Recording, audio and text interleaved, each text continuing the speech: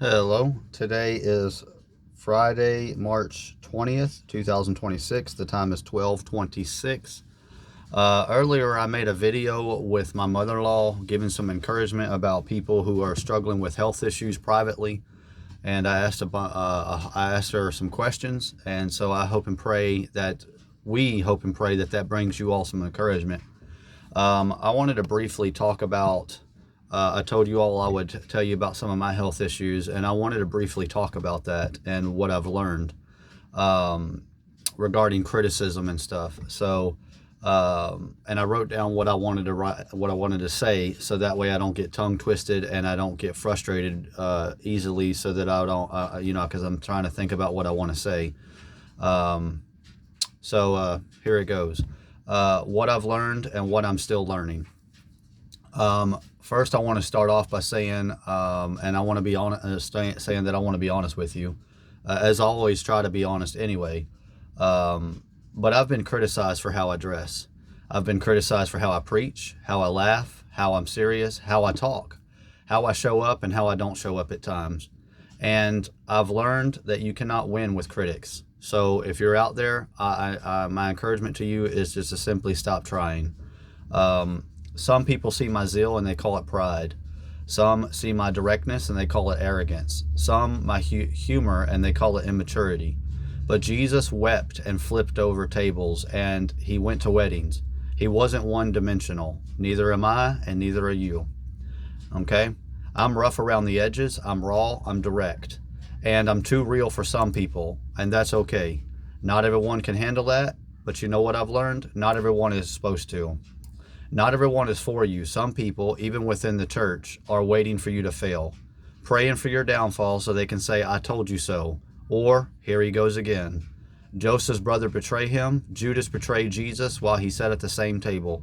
This is nothing new. I used to struggle with explaining myself. Every detail, every flaw, every decision.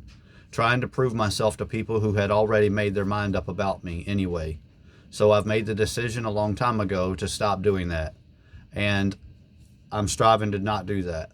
Do I still struggle with it sometimes? Absolutely. But with God's help, I'm overcoming it. Because at the end of the day, I don't take my account to anyone but to God.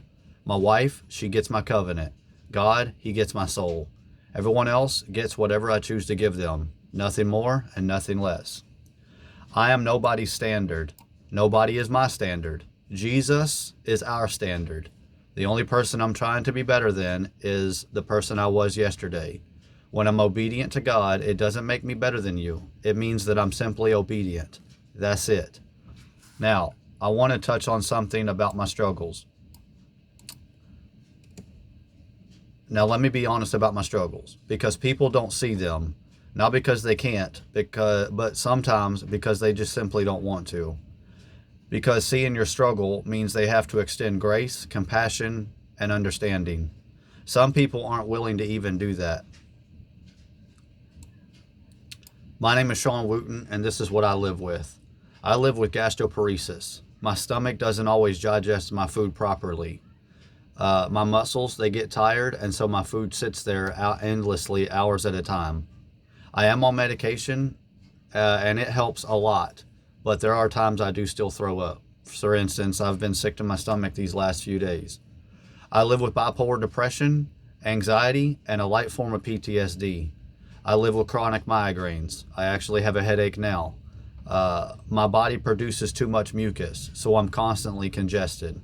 That's why you always see me blowing my nose, spitting, carrying nose cloths, or reaching out for cough drops. Not to be gross, I'm just being real.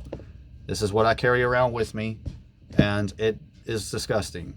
I constantly have to be buying cough drops all the time. The menthol helps my throat to be cleared. It helps me to breathe better. On top of my asthma, my body also produces acid. That is always why my throat is hurting and why my stomach is upset at times. All of this is visible, but you wouldn't know what you're seeing unless you actually spend time with me, like real time with me. When I explain it, some people, they still dismiss it. They call it excuses. They call it weakness. It's not excuses. It's my reality every single day that I struggle. Some days I don't want to show up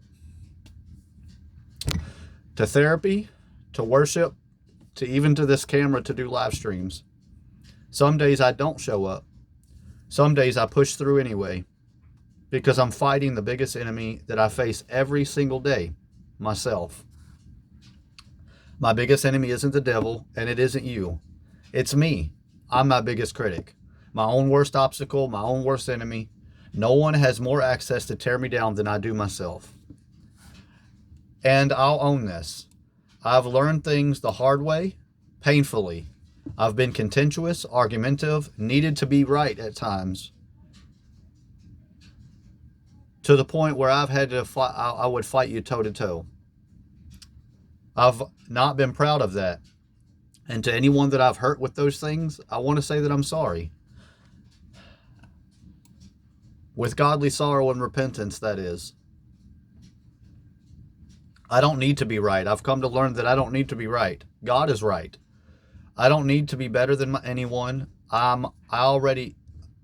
don't need to be better than anyone, and I don't need anyone to be better than me.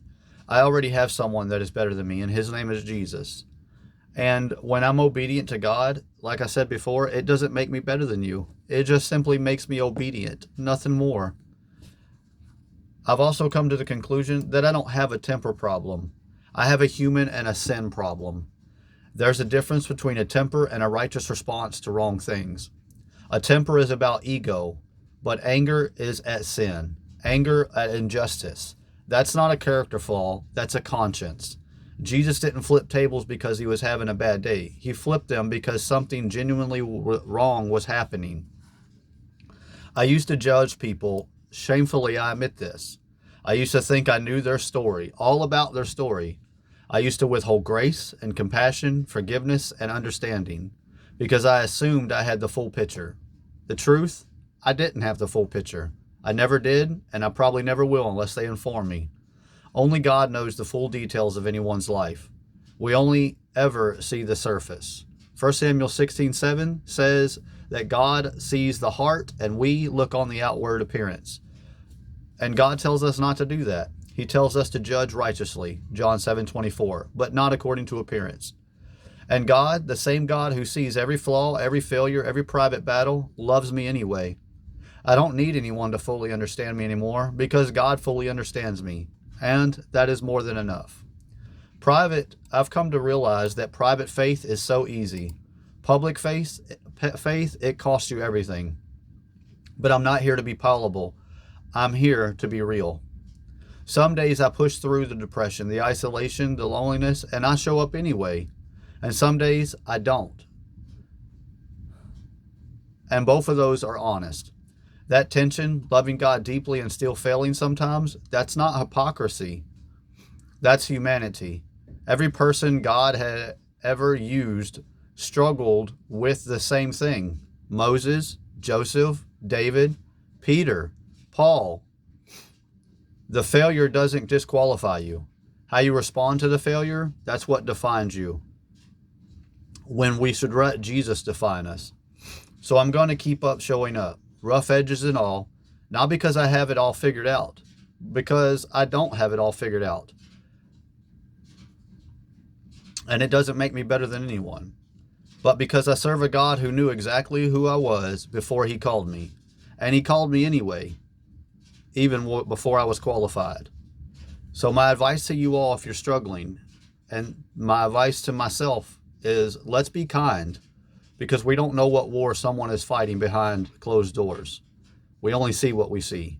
There's more to the story. God bless y'all, and I love you.